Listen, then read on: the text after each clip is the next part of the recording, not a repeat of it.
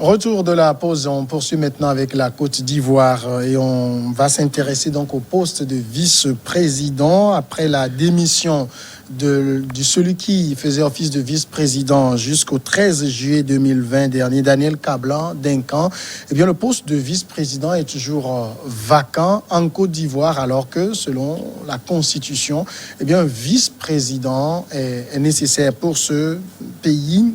Jusque-là, on ne comprend pas. On est allé à des élections présidentielles. On a élu un président. La Constitution prévoit un poste de vice-président, mais le poste est vacant et personne ne dit rien.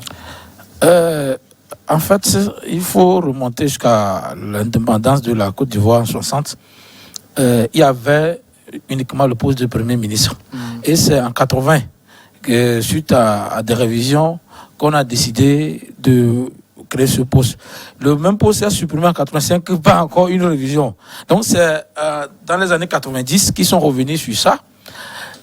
Sauf que c'est quelque chose, on a dit dans la Constitution que c'est le président qui nomme le Premier ministre sous la houlette du Parlement. Et dans l'espoir que ce sera, soit ça vient de la majorité présidentielle ou sera un accord. C'est pourquoi c'est suite à l'accord de Bédié et Ouattara en 2011 qu'ils ont pensé à cela. C'était en fait pour récompenser leur collaboration Bédié par rapport à cela. Et c'est pourquoi on a envoyé Kablan d'Incan comme représentant de PDCI dans l'espoir aussi que Ouattara partirait, que Bédié même reviendrait. Donc, suite à leur mésentente, on a demandé à ce que le Kablan d'Incan démissionne. Il n'a pas démissionné de son propre chef et que c'est suite à des mésententes. Sauf qu'en 2016, quand ils ont refait leur constitution, c'est dit maintenant que le vice-président n'aura que des pouvoirs en cas de l'absence ou du décès du président. Et la même constitution précise que le Premier ministre également pouvait aussi remplacer le président. Donc, c'est tout un fourre-tout que cela créait. Je pense que quand leur collaboration ne s'est pas, on devait supprimer ce poste, étant c'est le temps que le président a le pouvoir discrétionnaire sur cette décision. Donc, c'est dire que là, actuellement, on n'a plus besoin de vice-président. Normalement, si soit vous adoptez le régime présidentiel, soit vous adoptez le régime parlementaire. Mais la Côte d'Ivoire est dans un régime présidentialiste. Je ne vais même pas dire semi-présidentiel, parce que il n'y a que la France qui a réussi un peu le régime semi-présidentiel.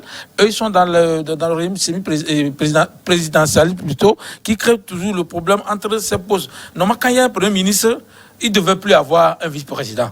Mais c'est pas pourquoi jusqu'à présent, ils n'abrogent pas ça, ils n'abrogent pas le décret là, mais non plus, ils ne le mettent plus en pratique. C'est pour dire que cette histoire, ce n'est que Ouattara qui essaie, parce que c'est la même chose que vous a essayé de faire 80, et Ouattara qui voulait seulement récompenser le PDCI. Oui. Donc voilà. Je crois qu'il faut aller droit au but. Il a touché certains points essentiels. C'est-à-dire que Ouattara s'est trouvé un réalisateur pour un film. Il a trouvé les cadreurs, les teneurs de perche, et tout ça là, le film est prêt. Maintenant qu'elle a lancé le film, le réalisateur est là, il se retrouve seul, étant acteur, cadreur, cinéaste, et réalisateur et tout. Il est au milieu, il n'y a plus personne. Qu'est-ce que je voudrais illustrer par cette métaphore? C'est vous dire que le monsieur, il est pris dans son propre engrenage. Il est tellement, il se voit très rusé, au point qu'il se retrouve dans son propre engrenage, il se retrouve dans son fourre-tout. Il a perdu un Premier ministre, ça fait à peine 1 an. Celui en qui il avait, selon des raisons officielles, totalement confiance. Le monsieur, il est parti. Un autre est parti. Comme on parle du poste de vice-président, il a bien fait l'historique. Moi, je voudrais juste le prendre à la Troisième République de 2016. Oui. Le vice-président de vice-président a été créé alors qu'il y a un poste de Premier ministre. C'est vrai, on n'était pas dans un régime présidentiel. C'est un régime purement présidentiel. On dit un régime pur présidentiel et qu'il a fomenté. Et il voudrait être le seul maître à bord de ce bateau, dominer le bateau comme il l'entend. Si un Premier ministre, il va se voir se donner un pouvoir qui va le concurrencer. Donc, il crée un autre poste de vice-président pour que les deux se cognent d'abord et qu'ils soient libérés de cette chaîne-là. C'est-à-dire, pour ceux-là qui ne connaissent pas Ouattara, ils vont dire que, mais lui, il raconte sa vie. Les Ivoiriens savent de quoi je parle. Maintenant, en 2016, ils ont créé un poste de vice-président. Et ce poste de vice-président est créé, le président nomme le vice-président en consultation avec le Parlement. Ça y est, le Parlement doit donner son avis sur cette nomination-là. Alors qu'on sait que c'est le RHDP qui domine le Parlement actuellement. Pour avoir fabriqué des cinéastes et des cadres, tout ça là, les mêmes personnes se retrouvent au Parlement et ils dominent l'Assemblée, ce qui n'est pas réaliste dans la configuration même politique de la Côte d'Ivoire au niveau des partis politiques, que ce soit au niveau du PDCI ou du FI. On sait comment Ouattara est arrivé à monter jusqu'à la perche. Maintenant, le problème qui se pose aujourd'hui concernant Kablan Dankan, Dankan était un envoyé, il a dit, de Henri Konan Bédié, au sein du PDCI quand ils étaient en coalition. La coalition s'est effritée. Dankan a trouvé, à manger, il est tombé dans le lait, le miel. Donc, ne voulant plus partir, il s'est attaché au président Ouattara, ne le connaissant pas. Et Bédié a quitté la barque pour retourner dans son PDCI. Alors, quand il s'était agi maintenant de choisir un dauphin pour la présidentielle, Dankan pensait que c'était lui qui devait être le candidat naturel. Ce qui n'a pas été le cas. Alors, quand on a pris Gon Coulibaly, il est du Nord, l'aspect régionaliste, il ne faut pas l'ignorer dans ce contexte ivoirien. Gon Coulibaly est parti, comme on le sait, et donc, d'abord, Dankan était déjà remonté, il était frustré. Tout ce qui s'est donné, mais on a signé un accord. Si au moins on devait prendre quelqu'un qui doit te remplacer, si tu partais, ce devait être les gens du PDCI, c'est nous. Mais il n'a pas fait. Ils ont entendu, Bakayoko est décédé. Bon, pour Bakayoko, c'est tout récent. Donc, Dankan étant frustré, déjà, il sentait déjà que c'est un poste de faire valoir qu'on lui a donné. Alors qu'il a déjà occupé le poste de ministre des Affaires étrangères, peut-être une fois ou deux fois, le poste de ministre des Finances et de l'Économie, peut-être une fois, deux fois aussi. Il a occupé des postes prestigieux. Mais il y a un dernier poste qui pouvait occuper peut-être le poste de Premier ministre. Il n'a jamais occupé. Alors, le gars s'est fâché, il a démissionné. Donc, c'est pour vous dire que s'ils s'attardent à trouver quelqu'un pour de vice-président, que viendra faire le poste de vice-président dans une troisième république où le poste de vice-président est vidé de toute sa substance? Justement, quand on regarde un peu la constitution ivoirienne que je suis en train de regarder, le vice-président, en fait, n'a d'existence que par la volonté du président.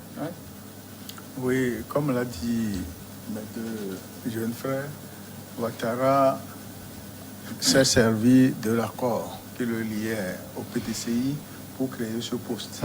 Compte tenu du désaccord qu'il y a eu entre lui et son parti et le président du PDCI, Henri Konan Bédié, monsieur Dankan a pris ses responsabilités en démissionnant. Ce qui veut dire que le jeu politique ne lui est plus favorable. Et il a fait un choix. Puisque démissionner, c'est un choix. Monsieur Alassane Ouattara, président de la République de la Côte d'Ivoire, a joué le jeu et il est toujours maître du jeu. Le poste de vice-président, selon moi, avec la nouvelle assemblée peut-être, sera supprimé. Oui. Peut-être sera supprimé dans les jours à venir. Et le président et le premier ministre, issus de son parti, vont diriger le pays, quelle que soit l'issue de la réconciliation en cours.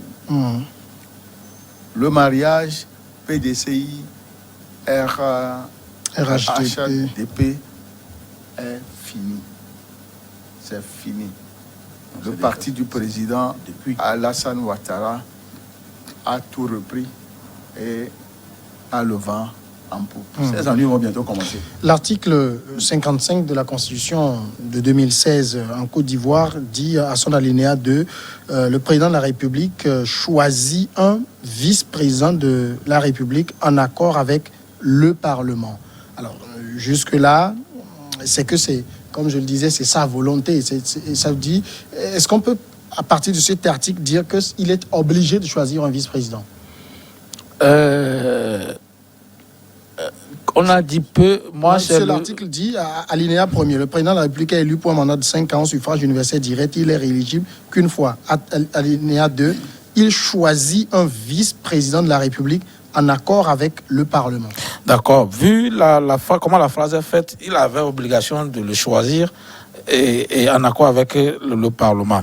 Sauf que Ouattara fait tout pour que le Parlement soit majoritairement RHDP et que ça ne peut pas faire autre chose que ce que Ouattara même dit. Ça veut dire que Ouattara peut vouloir jouer le jeu constitutionnel en disant je veux que ceci. Maintenant, le Parlement peut bloquer ça parce que le Parlement a également ce pouvoir. Mais comme Fiocou le dit, c'est que en fait, c'est une erreur ils ont fait de ne pas le supprimer même avant les élections présidentielles.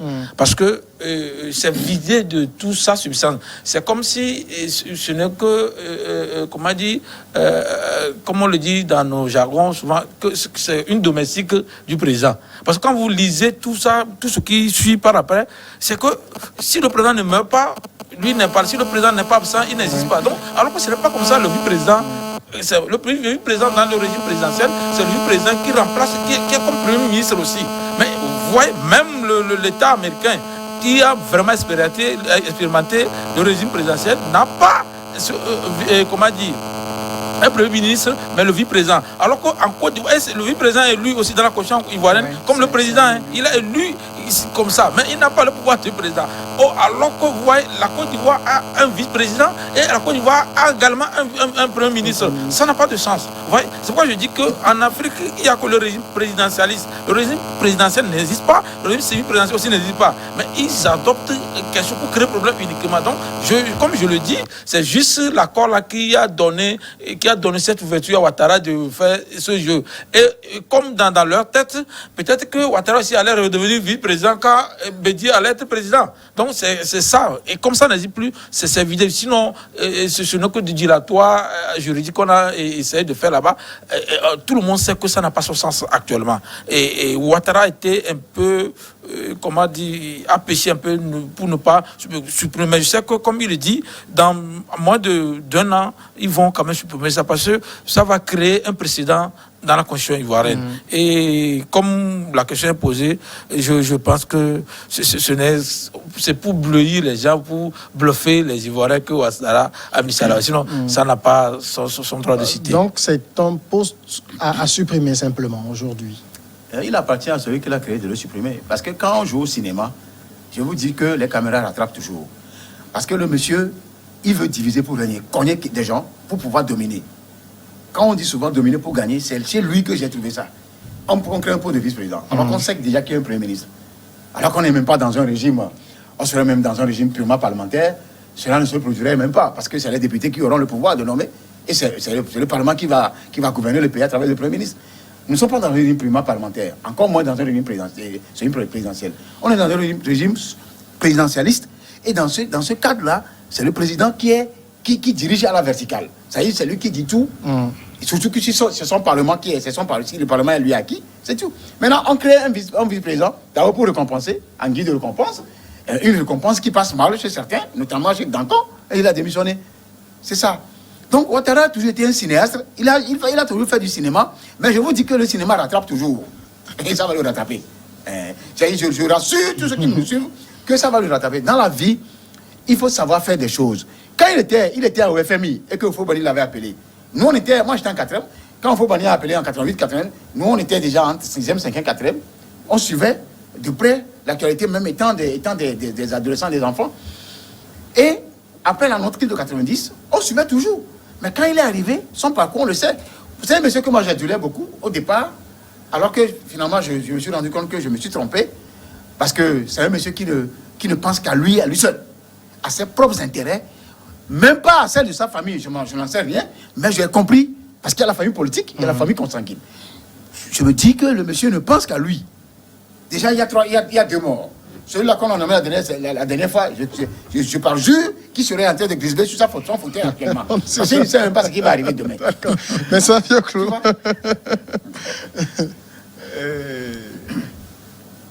La Côte d'Ivoire aujourd'hui, avec l'élection présidentielle et les législatives, le président de la République, Alassane Ouattara, veut changer le cours de l'histoire de ce pays en nommant quelqu'un pour la réconciliation, M. Kaka B. Ce monsieur a la lourde responsabilité de réconcilier les Ivoiriens, c'est-à-dire les responsables des partis politiques. Il avait confié ce poste à M.